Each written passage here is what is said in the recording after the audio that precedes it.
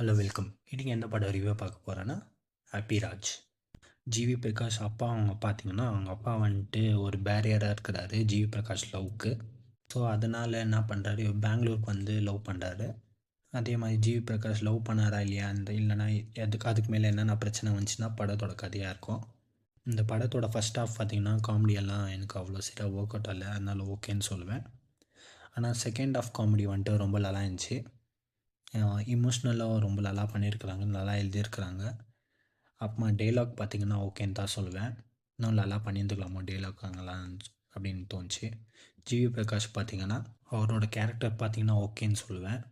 அப்புறமா கௌரி பிரியா அவங்களும் ரொம்ப நல்லா பண்ணியிருக்கிறாங்க, ஆனால் சின்ன ரோல் தான் அவங்களுக்கு. மெயினாக என்ன சொல்லணும்னா இந்த படத்தோட ஹீரோ மாதிரியே சொல்லலாம், அவங்க ஜார்ஜ் அவங்களும் ரொம்ப நல்லா பண்ணியிருக்கிறாங்க. அப்புறமா அப்பாஸ் நடிச்சிருக்கிறாரு, அவரும் நல்லா ரோல் ரொம்ப நல்லா பண்ணியிருக்கிறாரு. சாங்ஸும் ஓகேன்னு சொல்லுவேன். ஆனால் படத்தில் பிஜிஎம்லாம் நல்லா இருந்துச்சு. படத்தில் இன்டர்வல் எனக்கு ரொம்ப பிடிச்சிச்சு, கிளைமேக்ஸும் ரொம்ப நல்லா இருந்துச்சு.